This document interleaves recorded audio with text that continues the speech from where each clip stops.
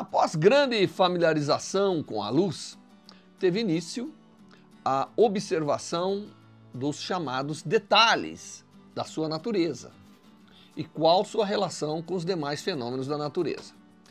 Quer dizer, a partir do momento que se observou a luz, que entendeu mais ou menos como eram os fenômenos naturais, como eram as leis básicas que a luz obedecia, partiu-se para entender do ponto de vista científico como é a natureza da luz. E se ela tem alguma coisa a ver com outros fenômenos naturais observados, ou se é um fenômeno totalmente diferente de tudo aquilo que a ciência conhecia. Personagem importante dessa nova fase de interpretação científica da luz é James Clerk Maxwell, que viveu entre 1831 e 1879. Ele foi quem mostrou pela primeira vez que a radiação eletromagnética consiste de ondas transversais de energia que se movem com a velocidade, coincidentemente, a velocidade da luz. Na verdade, Maxwell conjugou as leis da eletricidade e do magnetismo e conseguiu com isso mostrar que era possível ter um tipo de onda de eletricidade que caminhava com a velocidade da luz. Os diferentes tipos de radiação eletromagnética, que incluem a luz, as ondas de rádio, etc., são caracterizados por diferentes chamados comprimentos de onda dessa luz, ou dessa onda, que é a característica, a distância, né, entre os picos dessa oscilação dessa onda. Então, Maxwell realmente conseguiu mostrar que era possível ter uma entidade de natureza elétrica e magnética, que deu-se o nome de radiação eletromagnética, que coincidentemente caminhava com a velocidade da luz. De fato, o físico inglês Michael Faraday, que viveu de 1791 a 1867, já tinha demonstrado a ligação entre o chamado eletromagnetismo com a luz. E isso aconteceu em 1845, quando mostrou que o plano de polarização de um feixe de luz sofre rotação quando essa luz passa por um meio que tenha um campo magnético associado a ele. Como ele observou que a polarização da luz ao passar por determinados meios sujeito a campos magnéticos, que é o chamado efeito Faraday, roda a polarização da luz, ele realmente começou a associar fenômenos de natureza magnética com a luz. Tinha que ter alguma coisa em comum. E isso mesmo antes de Maxwell, claro. Mas Maxwell ainda supunha a existência de um éter luminoso, pelo qual todas as formas de radiação eletromagnética devem se mover. O chamado éter era diferente de qualquer coisa que se conhece, no sentido de ser um contínuo verdadeiro, era infinitamente divisível e não era formado de partículas distintas, como a matéria normal, através dos seus átomos. Não só o éter era infinitamente divisível, mas também o eram as ondas de energia que viajavam por ele. A teoria de Maxwell apresentava problemas que só foram resolvidos um pouco depois, quando Max Planck, grande cientista alemão Max Planck, que mostrou que a quantidade de luz emitida pelos corpos, né, ela é finamente dividida em quantidades finitas, chamadas de quanta de energia, e isso melhorou, conseguiu explicar determinados fenômenos que a teoria de Maxwell não conseguiu explicar. Caso contrário, caso nós não tivéssemos esses quantum de luz, né, por razões complexas que não vamos aqui discutir, toda a energia do universo seria transformada em ondas de alta frequência. A concepção da luz como entidade eletromagnética abriu de forma revolucionária o verdadeiro entendimento da luz e de sua interação com tudo aquilo que está na natureza, inclusive a matéria viva. Albert Einstein demonstrou em 1905, em seu trabalho sobre o efeito fotoelétrico, e aqui um parênteses, o efeito fotoelétrico é o efeito observado quando luz incide na superfície de um metal e emite elétrons que formam uma corrente elétrica capaz de ser medida. E Einstein, isso também é uma prova extremamente importante da natureza eletromagnética da luz, mas Einstein mostrou, estudando o efeito fotoelétrico, que a luz deve se comportar como se fosse formada por minúsculos pacotes de energia que foram chamados de fótons. Embora Einstein não foi quem deu o nome fótons a esses pacotes de energia, esse nome fóton é hoje amplamente utilizado para expressar a quantidade de energia, os chamados quantum de energias, existente na radiação eletromagnética, independente de qual seja o seu comprimento de onda. Einstein, na verdade, usou a chamada constante de Planck para relacionar a energia de um fóton à sua frequência. Isto foi, sem dúvida, um dos grandes feitos científicos do século passado. A luz é agora considerada como tendo a dualidade de partícula e de onda. Como onda, ela pode ter características de frequência e comprimento de onda. Como partícula, ela pode ter momento e caminha como se fosse um pacote de energia, né? Lembrando uma imagem de um corpúsculo de massa que realmente caminha. Embora não tenha nenhuma massa envolvida, né? Ela seja apenas um pacote de energia. A luz às vezes se comporta como uma onda e às vezes se comporta como partícula. É útil ter certa previsibilidade quando acontecerá um ou outro caso. E a mecânica quântica pode prever exatamente essa situação. Nosso entendimento normal de uma onda é que ela precisa de um meio, como ar, a água, para se propagar, não é verdade? Da mesma forma, supõe-se que as ondas de luz, de natureza eletromagnética, precisem de um meio para se propagar. E aí é a introdução, né, por necessidade, do conceito do éter luminoso, que seria um meio capaz de acomodar as oscilações de energia que acabam fazendo com que a luz se propague.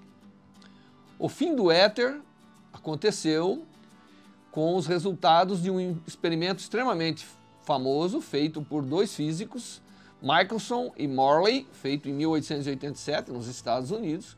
Portanto, esses dois cientistas eram americanos e trabalhavam no que hoje é a Case Western Reserve, nos Estados Unidos, em Ohio.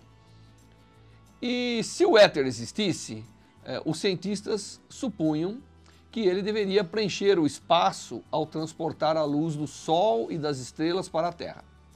Em 1845, o físico inglês George Gabriel Stokes sugeriu que, como a Terra está em movimento constante e com grande velocidade no espaço, deve haver um efeito devido ao arrastar do éter pelo movimento do planeta.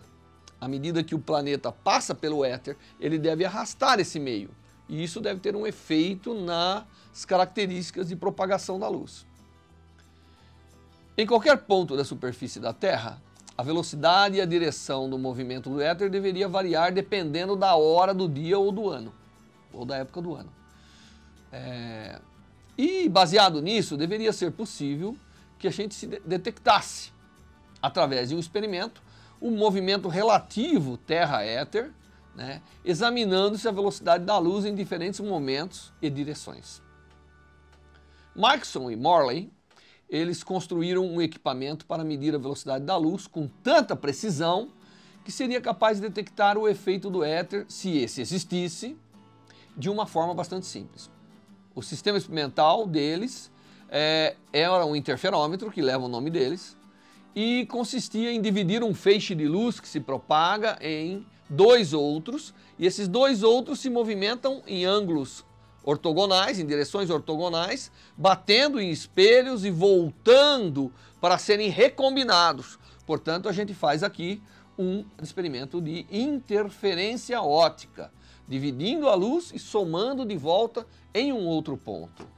Se um feixe se deslocasse mais lentamente que o outro, isso deveria aparecer num corrimento das franjas de interferência, como previsto e como conhecido dos fenômenos de interferência óptica. Todo o aparato foi construído sobre um bloco de mármore flutuando numa banheira de mercúrio, instalada no porão de um edifício, para eliminar o máximo possível qualquer vibração que pudesse interferir nos resultados. O equipamento era mais do que sensível para detectar o efeito que seria esperado se a Terra estivesse realmente se movimentando pelo éter. Sem obter resultados positivos que fossem estatisticamente relevantes, Michelson e Morley tiveram de relatar o fracasso de seu experimento. Outros se puseram a refinar o aparato, mas mesmo assim não encontraram evidências nenhuma da existência do éter. Como a Terra de fato se move, então ela realmente não estaria tendo efeito nenhum e, portanto, não deve existir o éter tanto desejado para justificar o meio que propagaria as ondas de luz. Claramente, o experimento de Michelson e Morley não tinha fracassado, na verdade, né? Ele tinha mostrado que não existia o éter luminoso. Infelizmente, a conclusão de Michelson não foi de que o éter não existia, mas que o modelo de um éter estacionário que confere o arrastar, né, pelo movimento da Terra e com isso altera a propagação da luz, era uma hipótese talvez não verdadeira. O Fresnel que já dizia que possivelmente não haveria raça e não haveria nada disso. Na verdade, a existência do éter acabou sendo mais tarde completamente eliminada. A natureza eletromagnética da luz cria mecanismos por si só que faz com que a conjugação de campos elétricos e magnéticos permita que a luz se propague sem a necessidade, sem a existência de um éter hipotético para acomodar essas oscilações de campos que dá origem à luz. A luz, sendo de natureza elétrica e magnética, explica sua capacidade de interagir com a matéria, que também é de natureza elétrica, né? Através dos seus elétrons e prótons e assim por diante, dando origem à possibilidade de mexer com as cargas da matéria, transferindo à matéria toda a energia carregada pela luz quando ocorre o encontro da luz com a matéria conhecida. Este efeito, tão básico e simples, é a essência da vida na Terra e de toda a sua evolução. Quando a luz do Sol chega à Terra, ela passaria despercebido se não encontrasse aqui matéria que tem natureza elétrica e magnética. E a interação dos campos da luz com a matéria que a luz encontra é que cria a possibilidade da energia carregada pela eletricidade e magnetismo da luz seja transferida para a matéria que nós conhecemos, para a matéria atômica, através dos átomos e moléculas, constituindo tudo que está ao nosso redor. Então, a natureza eletromagnética da luz acaba sendo essencial para que a vida da Terra exista, porque caso contrário, não teria como a energia ser transferida, permitindo a organização da matéria que dá origem a esse mundo complexo e variado que nós observamos ao nosso redor. O entendimento da natureza da luz abriu o entendimento do micro e do macro mundo. Isto é, sem dúvida, uma fantástica viagem luminosa. O entendimento da natureza eletromagnética da luz deu origem praticamente à ciência moderna. Através da interação da luz, nós somos capazes de enxergar o invisível, átomos e moléculas. Através da interação da matéria da luz, nós somos capazes de entender as bases da vida, como, por exemplo, a fotossíntese. Através da interação da luz com a matéria, nós somos capazes de desenvolver aplicativos que ainda não terminaram nessa excelente aventura pelo mundo da luz.